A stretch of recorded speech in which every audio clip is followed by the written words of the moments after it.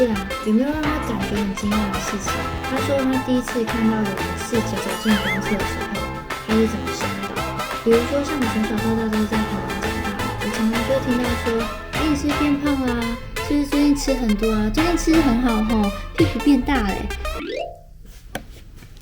Hello， 大家好，我是在纽西兰的台湾女生莉亚。今天这一集呢，我想要跟大家来聊一下纽西兰和台湾11个我觉得最大不同的地方。Let's go！ 那首先第一个呢，就是纽西兰的水龙头打开就可以直接生饮，就我们会讲是 tap water。像我自己工作的度假村，我们的餐厅也是直接提供给客人。但有时候会遇到一些客人，他说他要喝温水或热水。以我的经验来讲，这样子的客人，我觉得99%可能呢都是华人。第二样呢，就是纽西兰的商店品项选择很少。比如说我要买袜子，像我之前在台北，可能光华有非常多的选择，可能一整面墙都是袜子。但是如果在纽西兰的大卖场，它可能就只有黑色和白色，还有分长短，就是长袜、短袜，然后中筒袜，就这样。所以你的选择可能就是只有3到5样。如果你是一个有选择困难的人的话，那也许纽西兰是一个很适合你的地方。第三个就是网购速度很慢。我之前呢，就是在网络上订了一个方向盘，然后它是毛毛的那种方向盘。我想说，这样冬天开车的时候握方向盘就不会觉得手很冷。那因为南北半球的冬天跟夏天刚好是相反，所以我当时下定的时候呢是纽西兰8月，就是这里的冬天，然后一路等到这边的12月，就纽西兰已经变成夏天了。然后我还没有收到我的方向盘。我知道就是因为疫情的关系，所以网购啊什么这些东西本来就会比较 delay。但是呢，我觉得在纽西兰网购这件事情，就是它的速度就是会拉得非常长跟非常久。在台湾不是有什么 PC Home， 比如说24小时到货，或者是7小时到货这种，我觉得基本上在纽西兰是不太可能的事情，因为我觉得这边的人就是基本上很准时上下班，要在比如说 public holiday 工作的话，可能还要再多付1.5倍的薪资。觉得这边的劳工的权益的意识相对比较高，那当然这边的人力也就比较贵。第4点 small talk， 这里呢 small talk 是一个必备的社交技能，就是不管你认不认识这个人，你可能就是随时随地就是要跟对方聊一下这样。就比如说我在度假村工作，那我可能在收拾的时候呢，客人就会说，哇，这个地方这么美，你一定在这里工作很开心吧？你在这里工作开心吗？然后我就说开心啊，然后我又跟他讲说，我觉得你应该要在我下班的时候再问我一次。我觉得在这里他们就是会比较注重人跟人之间的互动。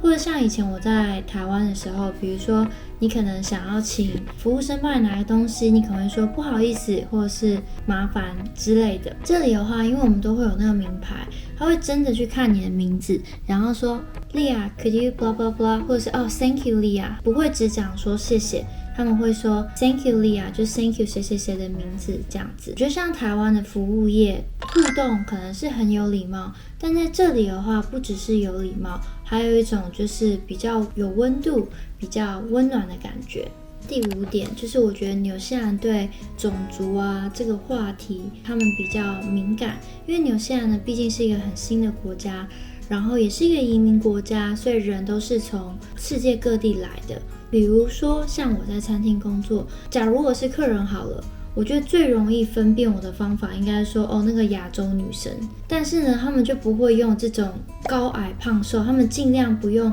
高矮胖瘦去形容一个人的外表，他们会说长头发穿黑衣服的女生。即便我觉得我亚洲人这个应该是最明显的特色，但是他们就不会讲这个。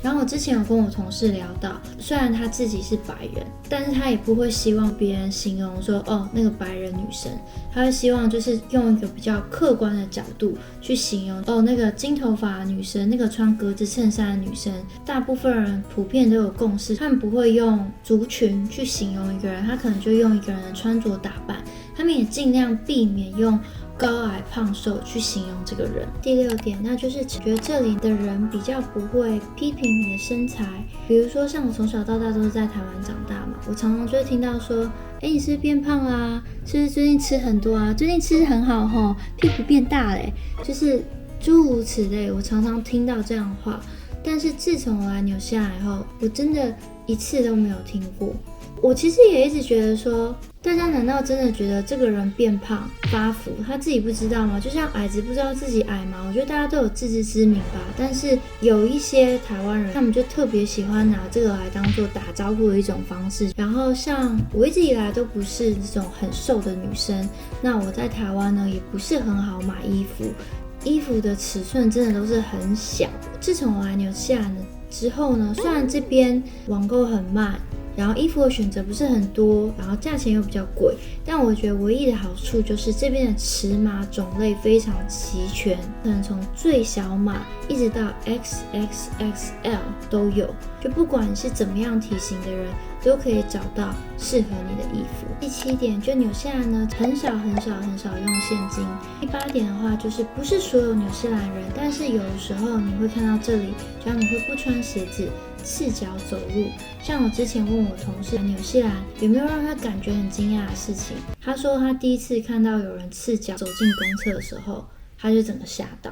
不是说每个人，有时候就是偶尔会看到有人就是在路上赤脚走路。接下来呢，下一点就是清洗碗盘的方式跟台湾很不一样。台湾可能洗完碗盘以后会放在旁边阴干，但是在这里呢，基本上就是会用 tea towel 擦干。其实在我频道第一支影片我有提过，就有兴趣的人可以看一下。但因为我之前去玩的时候呢，你住 backpacker， 你洗完碗你就要把那碗盘擦干，然后放回去橱柜里头。可是问题是，这个 tea towel 可能擦过桌子、擦过地上、擦过碗，然后你也不知道它到底有没有换过。不过我现在来这里久了以后，我也很习惯就用 tea towel 擦碗这件事情。我觉得它有它的好处啊，就是它不会放在旁边占位置，它就是你洗完碗马上擦干，马上物归原处，就是放回去。反正就是一种生活方式的不同。接下来呢，下一点就是共享食物。台湾的话，我觉得我们从小到大可能就是吃什么3菜1汤啊，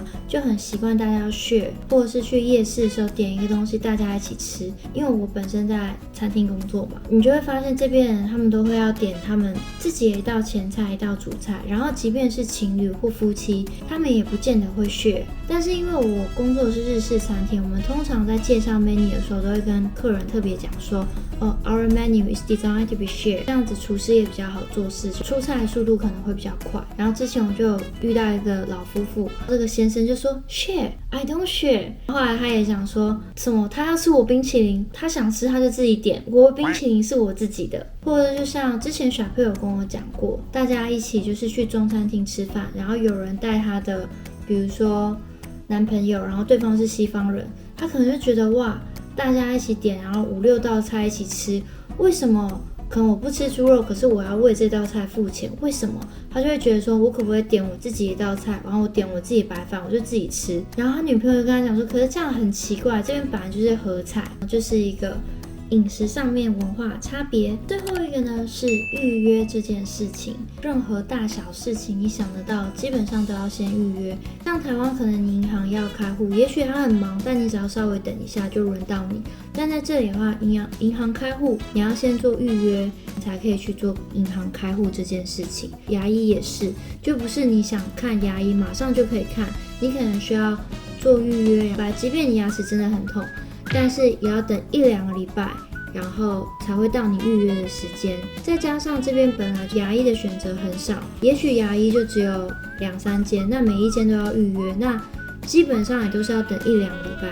起跳。或者像之前